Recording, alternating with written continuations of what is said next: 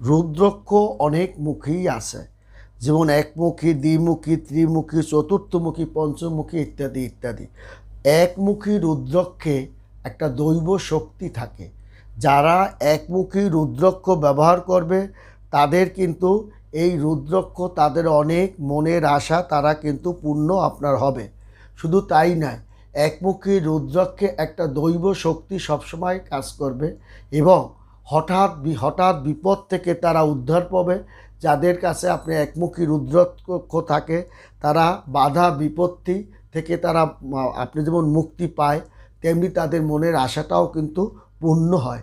কারণ একমুখী রুদ্রাক্ষকে দৈবমুখী রুদ্রাক্ষ বলা হয় এবং এই রুদ্রাক্ষ একমুখী রুদ্রাক্ষে আপনার বাধা বিপত্তি মানুষের দূর করে এবং মনের আশা দূর করে এবং এটা সরাসরি শিব